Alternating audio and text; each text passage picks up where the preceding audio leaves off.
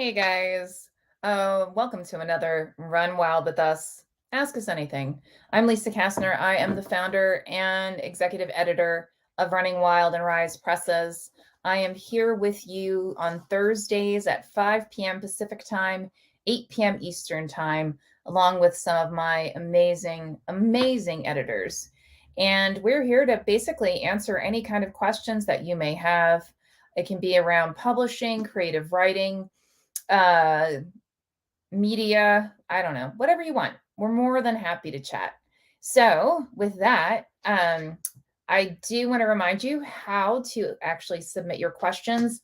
All you have to do is go ahead and put your questions in the comments section of whatever venue you may be watching on.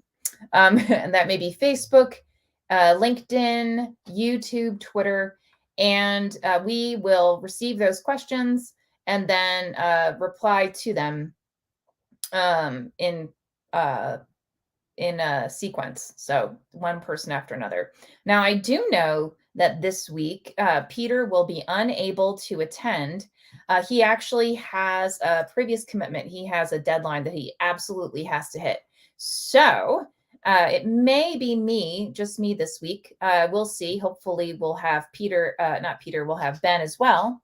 We definitely have my cat, Margarita. She loves to join and minimally create havoc. But she's not very good at answering the questions. I think it's probably more so my translation of cat speak versus her ability to communicate. So there actually have been a couple of questions that have arisen in the last week that I thought I would address and see until anyone has any questions for us. And one question that I recently received was around submitting to Running Wild and RIZE. Now, typically, we actually only accept submissions through Submittable. That's Submittable, SUBMITTABLE.com. And you would search on Running Wild Press, and that will take you to our submissions page. Now, currently, we are only accepting submissions for short stories and anthologies. The reason is that we actually have acquired enough titles to last us through 2026. Definitely for Running Wild 2026, and I believe for RIZE, it's minimally 2025 and a few into 2026. So we already actually have a decent number of submissions that we still need to review. So with that in mind, we close submissions for all full-length nonfiction and full-length fiction. Now, that said, I'm sure if you have been waiting on a response to to a full-length submission, you're wondering, well, what does that mean for me? Well, what that actually means is that we are going to be going over those full-length submissions the end of March, which is, we actually have an acquisitions team. So that is, it's about, I think, 7 people who get together, and we review the submissions together as a team, and we acquire them. We agree on the ones that we'll actually acquire as a team. And we will have that process again end of March. And then at that juncture, we will reach out to those whose submissions we elect to acquire. Now, again, what that means, though, is that most likely you would not, don't worry, we let you know this when we let you know that, we want to make you an offer. What that means is that your your story will not actually be published until 2026. And that also means that since it's only 2023 right now, that you would not actually be assigned an editor to work on that title, to work on your story with you, I'm going to say until at least next year. So I know that in the past, well, I can't say that that's caused confusion, but there have been, we've had a couple of authors who were really eager to get going. And I'm guessing a few thought that if they really, pushed their boundaries and really demanded that they have an editor assigned to them sooner rather than later. That meant that they would be brought forward on the list of titles. But in actuality, it doesn't really work that way. We try to assign editors more in sequence as to when we actually acquired the work. Unless there's some raging reason that they need to be brought forward, and it would have to be a pretty significant reason. So anyway, that's one issue, not issue, that's one question that has come up several times actually in the last like week and a half. Something else that's come up a few times has been around marketing. And this is a very, very, very popular question that comes up. And I completely understand why. So what I'm actually going to be on Relax and Chat with a lovely gentleman. He has a podcast again called Relax and Chat. And we were actually talking on the side about like what marketing actually does a publisher provide, and more specifically Running Wild or RIZE. And I love this question because it's interesting. I know that in some writers' circles or some authors' circles, there is an assumption that the publishing house is going to come in like a superhero with all this amazing marketing and save the day, and there'll be suddenly millions of books sold.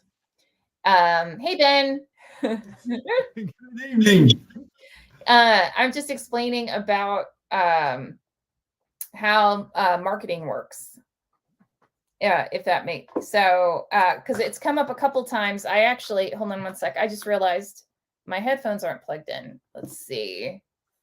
That. I was having trouble with my camera, and I knew you wanted to see me. Well, I always want to see you.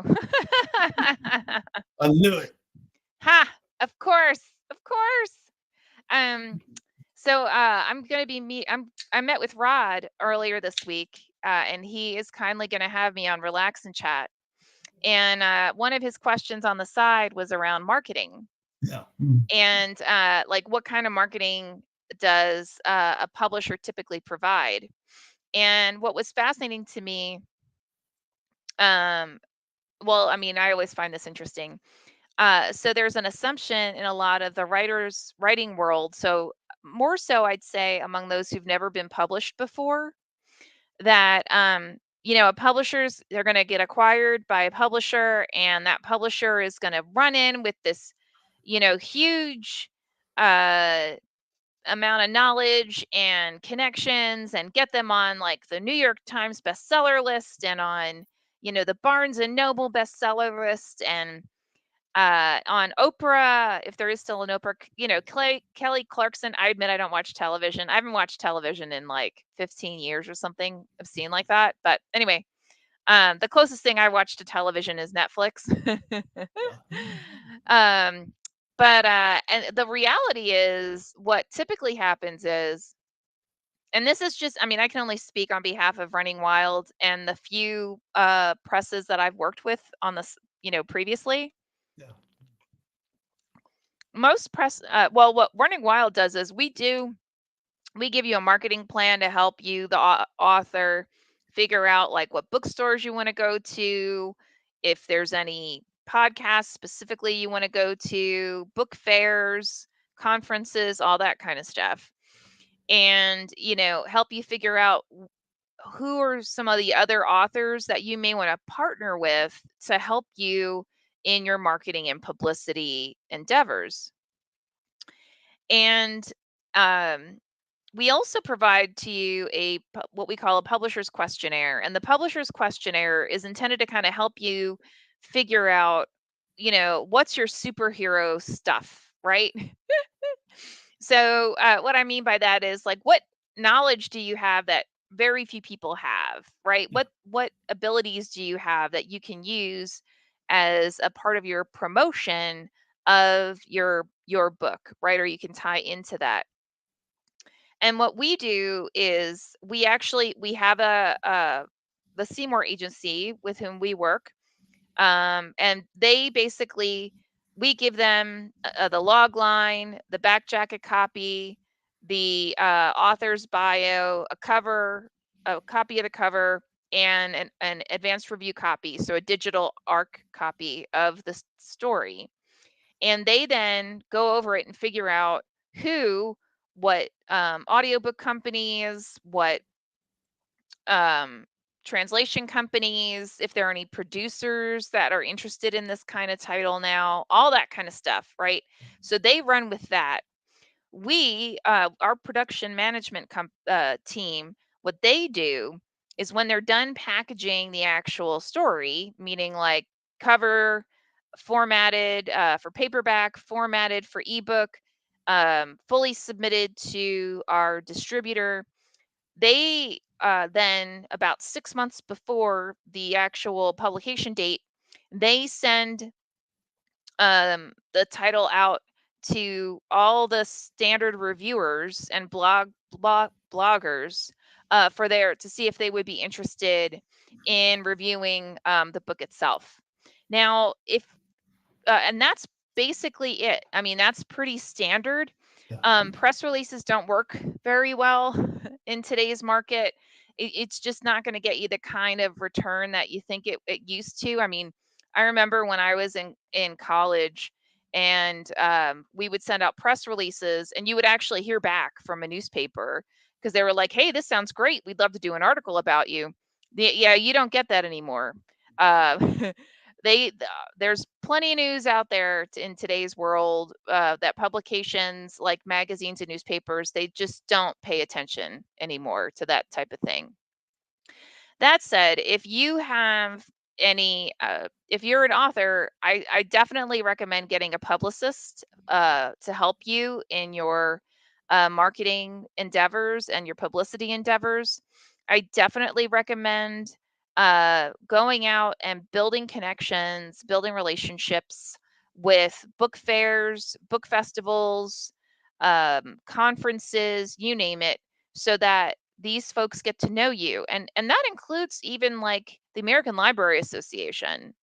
It includes any kind of any place that might be interested in actually carrying your book, right?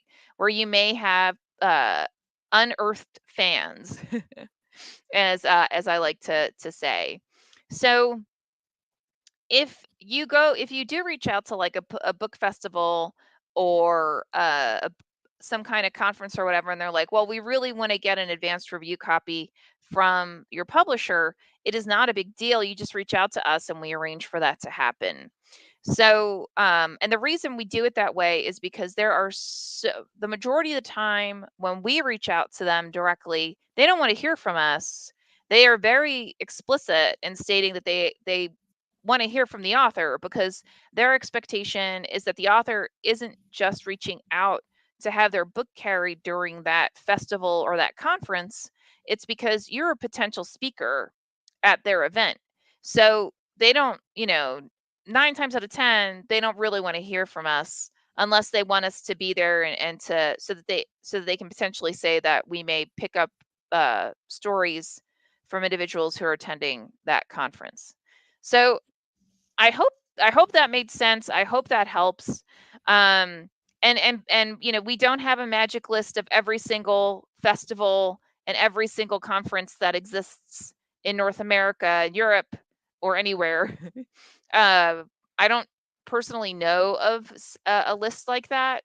If you've got one, like if you do have a list like that, I'd be happy for our to get a copy of it, so that you know maybe in the future we can add those, as long as they're like a broad enough topic, meaning like it's not specific to romance books or something like that. We haven't actually to date. We've published women's fiction. We haven't really published romance.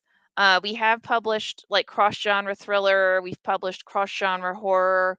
We've published a lot of cross genre work. So the only reason I say, if it's really specific to a very specific genre, I'm not sure that they would want to hear from us, just because we don't, even with Rise, so far the genre stories that we've published have really had a little bit of a more than just a single genre in it, and most of them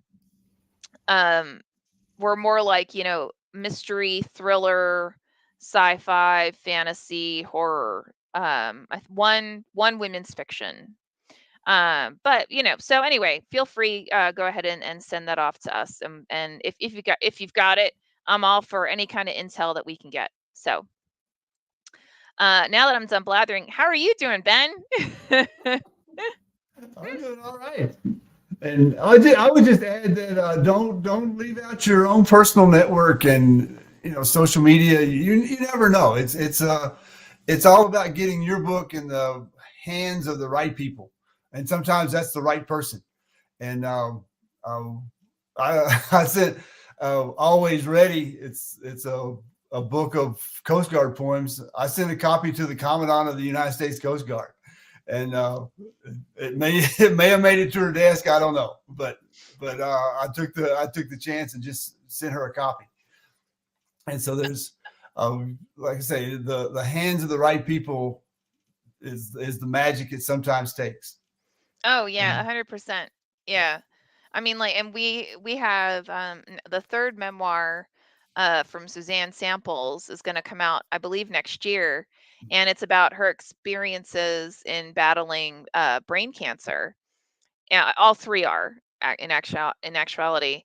And at one point, she had brought it to like a cancer support group, or somebody had taken it to her first one, Frontal Matter, Glue Gone Wild, excuse me, to a cancer support group. And that's when all of a sudden all these books were ordered. And it was because the few people who had read it had they felt seen, if that makes sense, right? And it really helped them, and it helped their families in during that really difficult time. So to Ben's point, you never know who, it could be right in front of your face who needs to read your story, whether it's fiction or nonfiction or narrative poems or, whatever it may be. So definitely keep that in mind. Anything interesting happened this week? No. It got cold No. again. But I'm about to finish up a novel and send it on to production. Map of my mistake, or my mistake. That's my mistake. A map of my escape. And actually, that one's about to wrap up, and then another one in the progress, about halfway through. So progress. And let's see some. I think there was a couple of good discussions. It's an obscure fact, and for you writers who are listening, you heard it here first. When you are speaking of a blonde-headed male, it is without the E. When you're speaking of the blonde-headed female, it is with the E. So Really? blonde and blonde with an E are gender specific. I did not know that. I didn't make it up. That's pretty crazy. Yeah. Wow. Okay. And Good to know. You can Google that if you don't believe me, but there's no reason not to believe me, so Right. don't Google it. Well, I'm kind of like, I'm positive I've made that error because I had no idea. I thought you have a good editor to catch that though. I thought blonde with an E was like a European, like a British thing. I didn't realize it was a gender thing. Oh, CJ Yeah. Grant says brunette and brunette are also, so brunette, BRUNET. I guess that's male, and BRUNETTE it would be female. I didn't know that either. I would have assumed BRUNET was a spelling error, and I would have fixed it. Wow, good to know. Thanks, CJ. The things you learn at Ask Us Anything. Yeah, the things all of us learn on Ask Us Anything. That's pretty crazy. Well, it sounds like you've had a pretty productive week, young man. Pieced together as a whole, yes. Any given minute along the way, nah. Oh my God, that's so funny. Hmm. But look, I got to look at it as a whole. Well, you had a lot more progress than I did. I had a lot of personal things I had to take care of this week. And the next thing I knew, it was like, okay, let's meet about whatever. And I was like, oh crap. I was supposed to have all this stuff done for that. Oh well. At least I could say I did something. It just wasn't everything that I had intended. So, Yeah. oh well. Yeah. Uh, Last week, Peter and I had a discussion about the abbreviation for Mr. and Mrs. and Ms. in dialogue, oh, because you want your interesting. dialogue to read like it sounds, Hmm. but the abbreviation, should you spell it out for that? Hmm. And the resources will go back and forth, and you'll see both sides, yes and no. But basically, it's such a common abbreviation that you can go ahead and use Mister in your dialogue, because the reader's going to hear it when they read it. They'll know what it is. Ah, But in interesting. yeah, and in military writing, though, I don't like to put like an abbreviation for sergeant, because Mhm. not everybody, that's not as common as Mister is. So sergeant, I usually recommend to spell that out. Oh, that makes sense. Sergeant's Yeah. SGT period, right? Yes. Well, you don't Uh, even need the period, just the SGT. SGT. Oh, Yeah, you okay. can capitalize it, and so it would stand for sergeant. And but if it's in dialogue, maybe not, because like I said, it won't hit the brain like Mister does or Mrs. Yeah, I was gonna say, actually, if you spell it out like Mr. or Mrs., I'm more likely to pause because it's so infrequent that you That's see what that. Peter said. He said you're Yeah, going to make the reader wonder why you spelled that out. yeah. Like, is this some kind of hint, you know? Yeah, Like, remember the band Mr. Mister? yeah, Yeah. It's like, wait a minute, what are you trying to tell me? Oh, that's so funny. yeah. Huh, cool.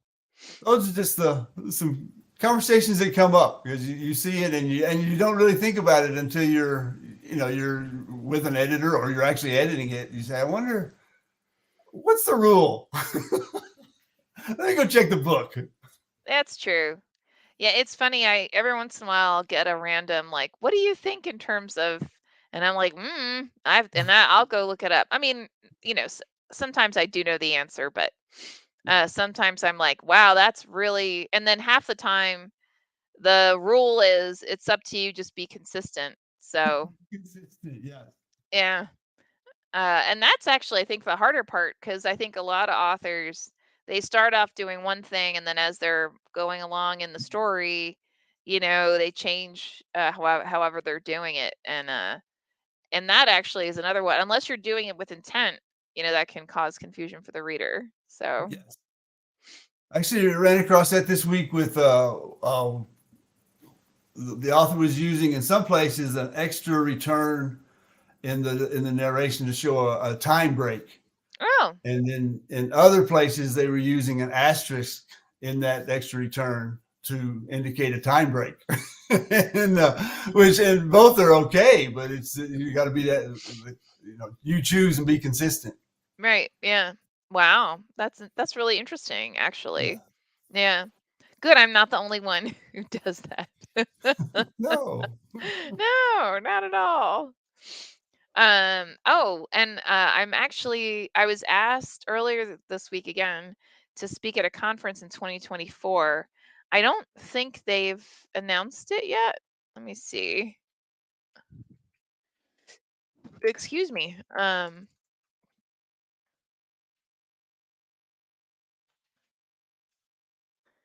But once they announce it, then I can um I can announce it as well. Yeah, it doesn't look like they. I know that they were planning on announcing it at their conference this year, which is actually happening right now. So if anyone's really curious, you can always just go ahead and look it up and try and figure out which conference I'm referencing. But it's one that it should be a whole lot of fun. It looks like a lot of fun.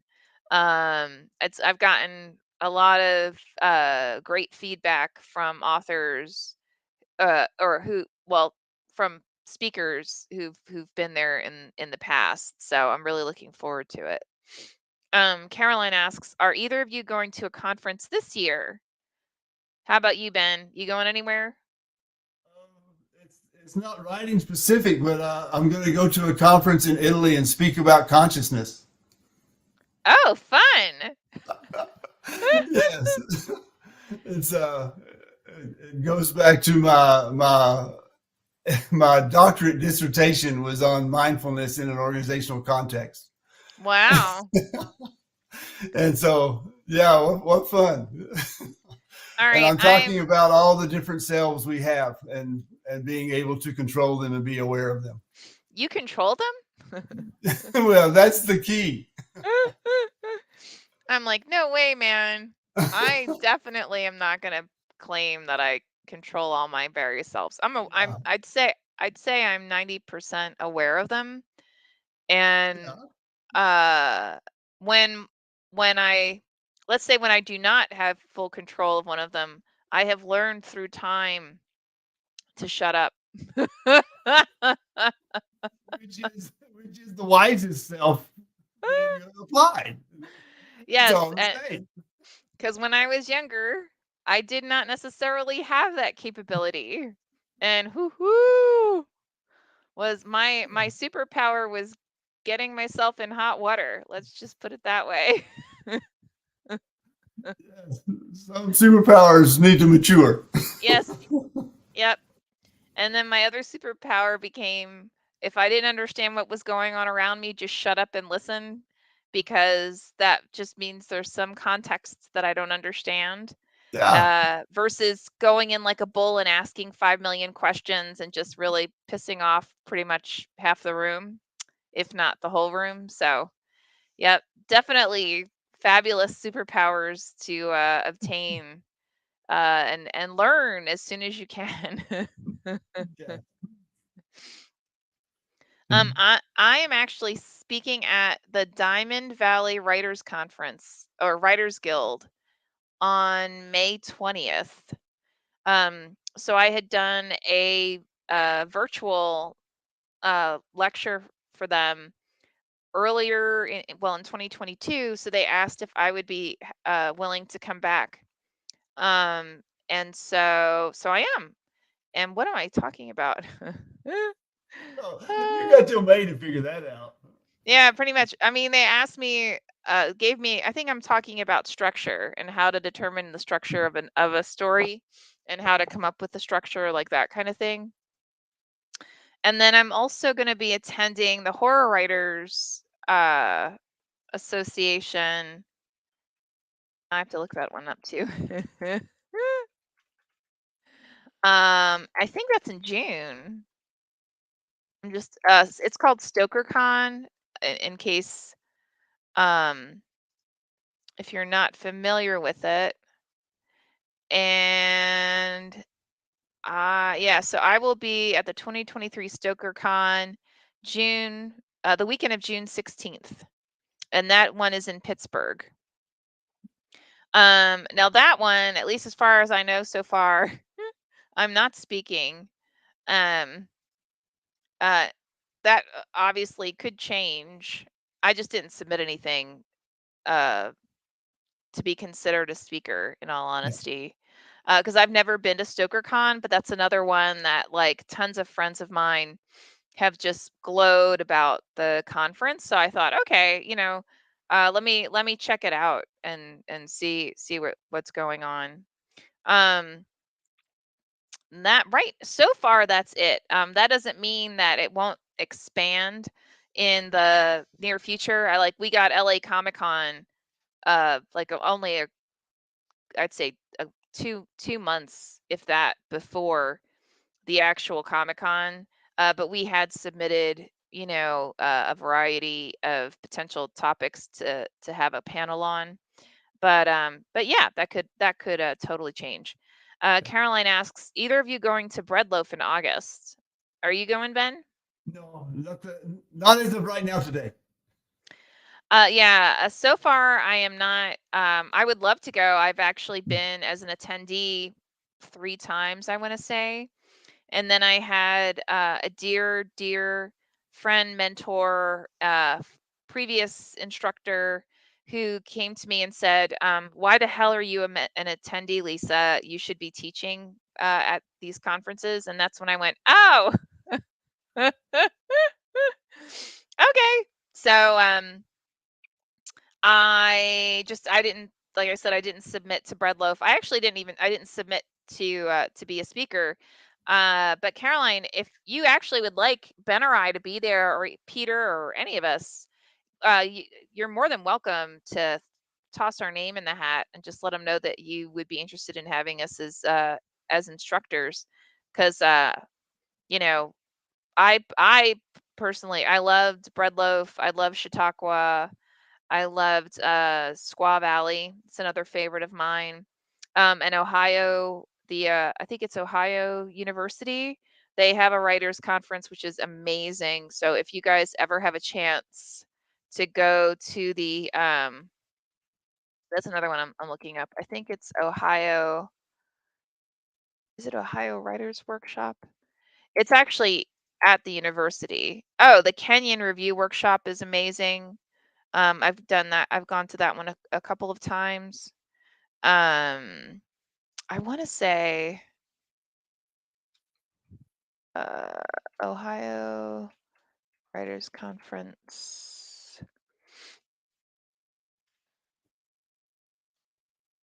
Yeah, it is. It's Ohio University. I just, I'm sure anybody who watches this on a regular basis knows, I really believe in treating everyone equally, even when they're annoying. And I um, appreciate it. so, uh, and Ohio, and actually, I got my MFA from Fairfield University, Ohio, Fairfield University, and I want to say, especially Squaw Valley, they really go out of their way to make sure that the instructors are very um, open-minded and really listen to the attendees. Because if you're a writer, and if you've ever taken a class with someone who basically walked in assuming you don't know crap, uh, it is a very frustrating experience. um, because no matter what you say, you're going to be wrong. And, you know, uh, and it's not a healthy environment as far as I'm concerned. So, but those are definitely ones. And Breadloaf, I mean, Breadloaf is in the literary writers world is pretty iconic, I think. I mean, I remember the first time I was accepted to Breadloaf. I mean, I was floored. Like I thought, how is this even possible? And then once you go to these conferences, you start to find out, because they're for longer periods of time. They're not just weekends long, or at least they didn't used to be. They used to be like, a week, 10 days, something like that. Um, let's just say the stereotype that writers know how to get their party on, it is true. Writers are very, very, very good at, let's just call it, entertainment of various capacities. So, if you are a writer or an aspiring writer, get ready. That underground world of not just the writers' conferences I mentioned, but pretty much any writers' conference. It is pretty fabulous, and it's a great way to network as well. You don't have to. Market. Yeah, it's a great way for you to market yourself. And I'd say I learned just as much about the the business of writing and the business of publishing in those behind the scenes discussions that as I did in the actual classroom, if not more. So even if you're not a heavy partier, it's definitely, if you're invited to attend a party or to hang out somewhere, whatever, say yes, because you will learn a lot. So I don't know. Then what do you think? Yeah, it's the conference, and any training or conference or convention you go to, more gets done in the hallway than in the assembly hall. Mm. So that's where the value is. Oh Yeah, yeah, absolutely concur. yeah, absolutely. And remember, you might be surprised at the background and the credentials of those who are attending the conference with you. I know there were several times that editors of like small publications were attending a class with me, and I was like, "Why are you attending this class?" Like, and it's just it actually, in one case of an iconic conference that I will not name, he flat out said they said he didn't have enough credentials yet to actually be an instructor, and which actually surprised me because he had edited a work that I was familiar with and that had gotten, it didn't, I don't believe it actually won awards, but it had gotten a lot of really good buzz. So and like, I get it, like if you are able to attract Pulitzer Prize winners and National Book Award winners, you know excuse me, having somebody come in to possibly teach from a small publisher that few have possibly heard of, you're going to pick the National Book Award winner, I think. Although, from what I remember, the last couple of National Book Award uh, ceremonies that they had live were pretty much train wrecks, uh, because the hosts weren't, let's just say, camera ready, to put it politely. So I'm curious to see what they do in the future, both with the National Book Award as well as with the Pulitzer Prize. Because yeah, I'm pretty sure they've intentionally avoided doing like a big Grammy thing or a big Oscar thing for them. But yeah, um, so with that, just a friendly reminder, for those of you watching, don't forget we are here with you on Thursdays from 5 to 6 p.m. Pacific time, 8 to 9 p.m. Eastern time.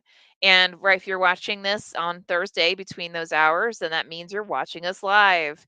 And the easiest thing to do is ask a question. And you can ask that question by popping it into the comments section of whether it's Facebook, Twitter, Instagram, YouTube, and we will read the question aloud and then respond to it in kind. If you are watching and it is not Thursday between those hours, hey, you know what? It's not a big deal. All you have to do is go ahead, pop your question into the comments section of whatever forum you may be watching this, and we will see that question and we will respond to it in the subsequent week. So I did get a question about submitting full length works. I responded it. Fabulous. I responded to it already in the actual comments section of that work, or for that week. But just to reiterate, we've gotten a few questions about submitting full length works for Rise and Running Wild. And right now, those submissions are closed because we already have a decent number of submissions that we still need to review. We will be reviewing them the end of March. And the reason that, in addition to the fact that we already have a good number that we need to look over and respond to, we've already acquired enough titles for us to publish through 2026 for Running Wild and the beginning of 2026 for Rise. So even if we do acquire works that have already been submitted, uh, in the end of March, that means that you're probably not going to be published until 2026. And don't worry, we are very open about that. But that also means you're most likely not going to have an editor assigned to you until at least next year, 2024. So I just want you to keep that in mind. I know I'm right there with you, man. It's really exciting when a work gets accepted, and it's like, oh my gosh, I can't wait. I want this. I really want this, and we want this too. It's just that we have so many resources, so many folks on staff or who work with us rather, and because of that, and other various limitations, because we only publish 10 to 15 books per imprint per year, it limits how many we are actually going to publish within that year. So, if you do get a work picked up for publication and it's taking time for the editing to kick in, and you continue to work on it, let the editor know that the submitted copy is not the latest one you want to have edited, because that may delay it by another month.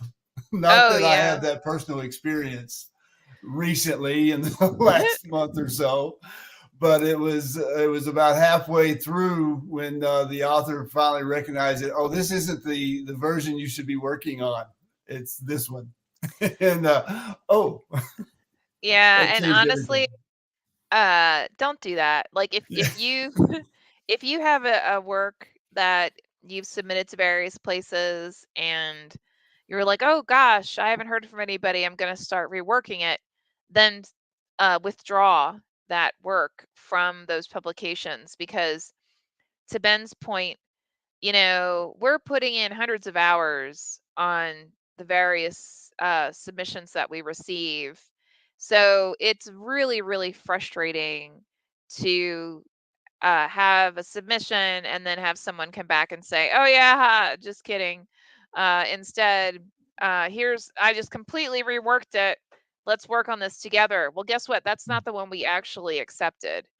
And especially if you did major rewrites to it, it's not that it's wrong. It's not wrong. It's just not what we had expected.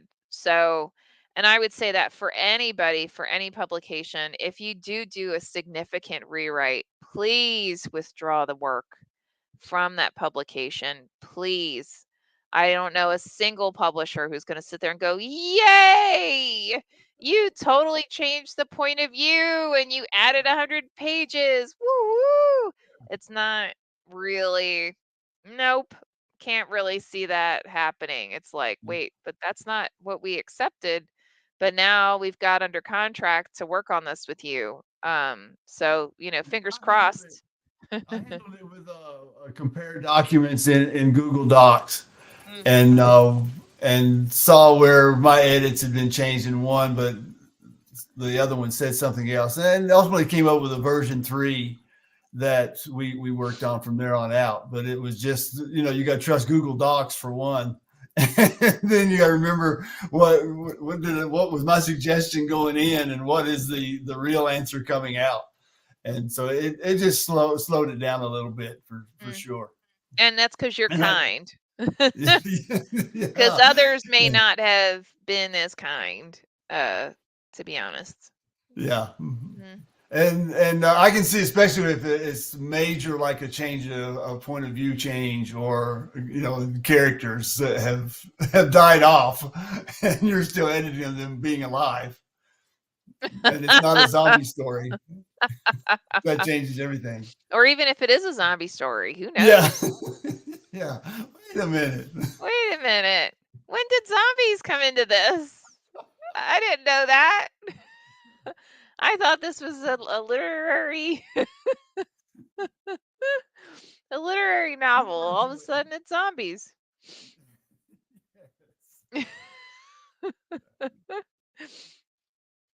Not that that's not funny, but that's too cross genre.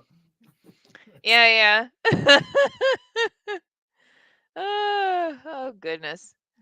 Wow, we only have 15 minutes left. So guys, if you've got any questions for Ben and myself, or one or the other, again, feel free to go ahead and pop your questions into the comments section. I have a question for Ben. Do you have any like narrative poems, any collections that you're working on now? Oh, as a matter of fact, since the middle of December, oh, I have 5 collections.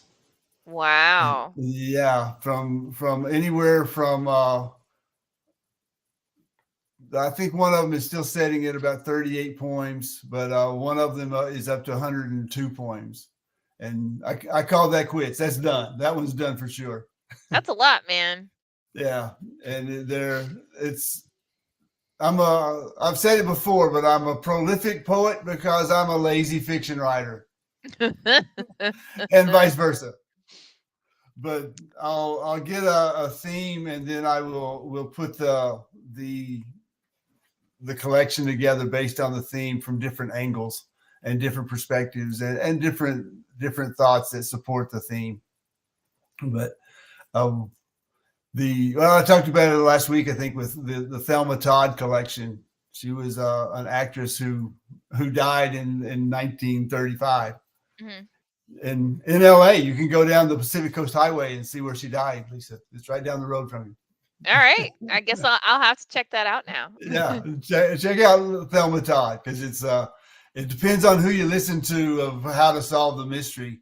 Mm, From she was actually married and then divorced to Gloria Vanderbilt's first husband, who okay. married Gloria right after he was married to Thelma.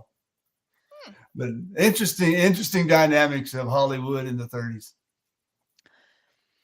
I'm sure. Yeah, I've got Have it you captured. have you seen Babylon yet? I have not. Yeah, you should see Babylon. No. Yeah.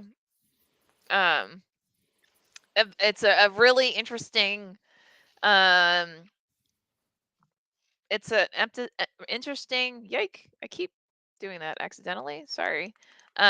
Representation of when uh the movie industry, when it was going from silent films to talkies, and the different, I guess you could say, I don't want to say stereotypes, but like the different themes that were running through the Hollywood during that period, but represented by different characters.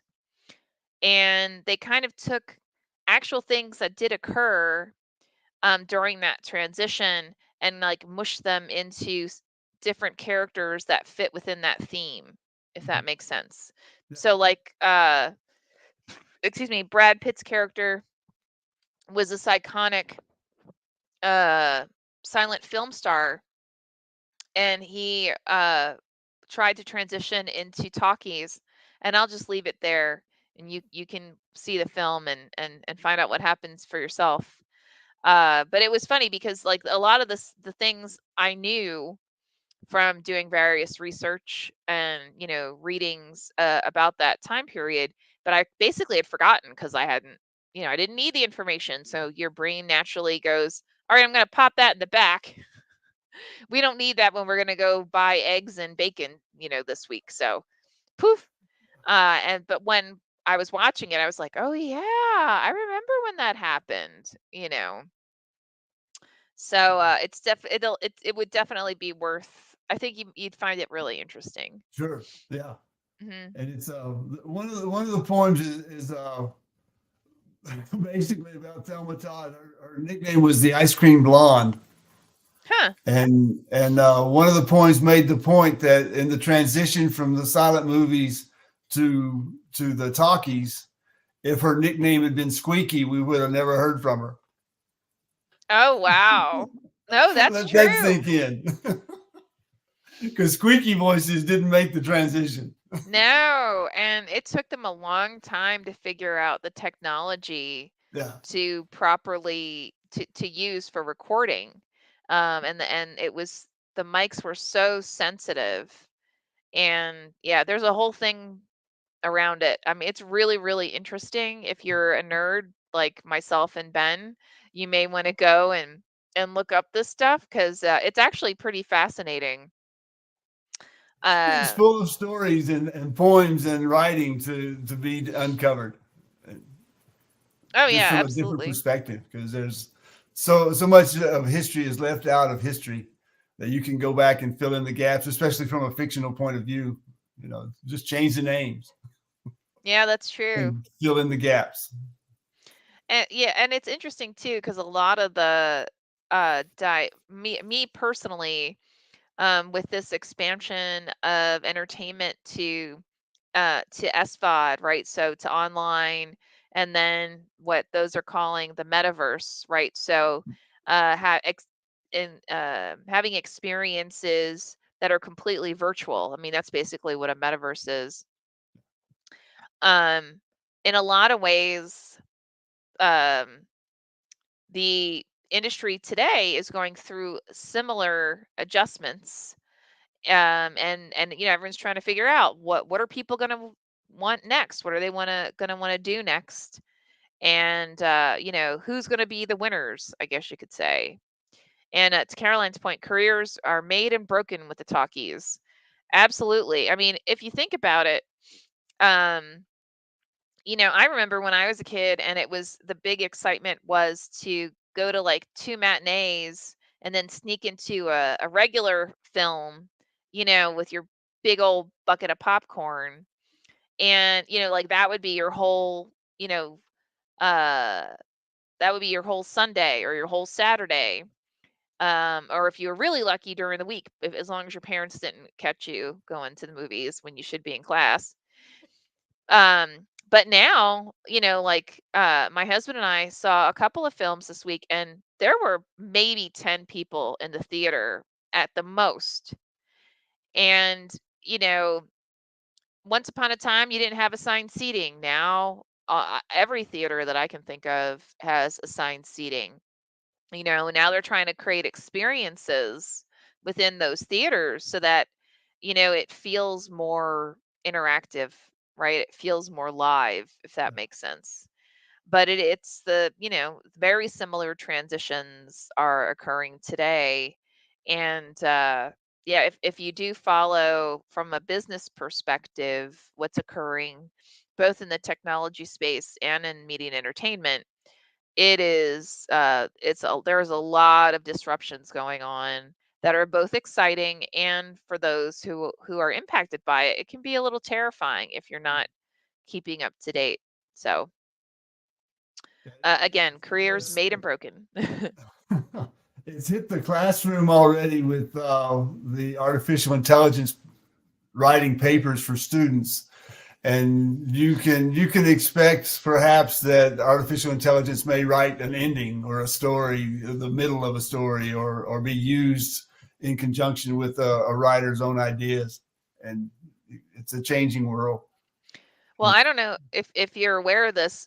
Both Google and Microsoft announced AIs in their first quarter, new AI products that will complement their various search engines. And what happened was Google's actually came back with the wrong answer when they did this example during the earnings call.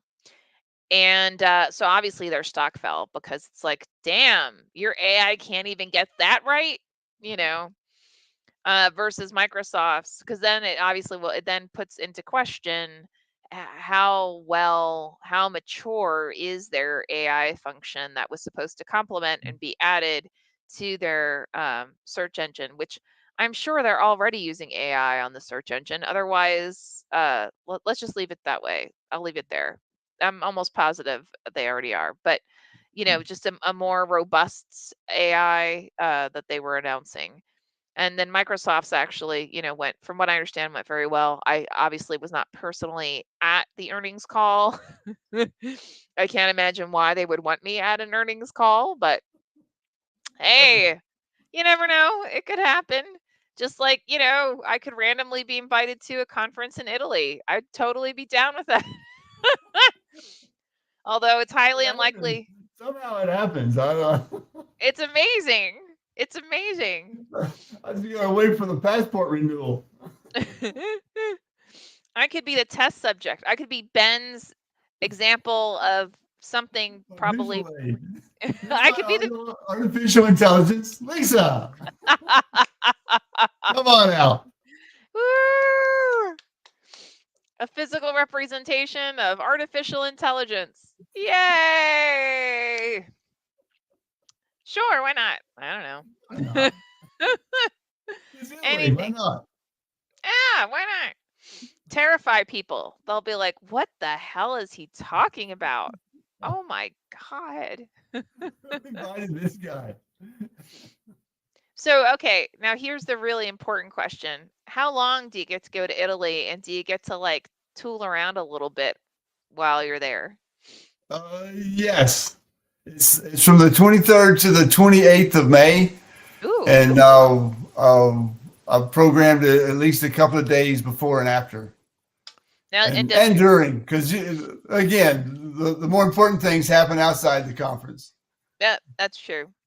And does your wife get to go, or is this like a Ben only thing? We are looking at logistics. So to be determined. It's funny, whenever I'm invited to a conference, my husband bows out. Like, he's like, you know what? Nope, I'm good. I don't need to go. So even the cruise that we just had, I set everything up so my husband could go with us and blah blah blah. He's like, nope, I don't want to go. I'm good. It's all your writerly people thing. You go have at it. And then I sent him pictures from the actual cruise, and then he was like, hey, wait a minute, that actually looks cool.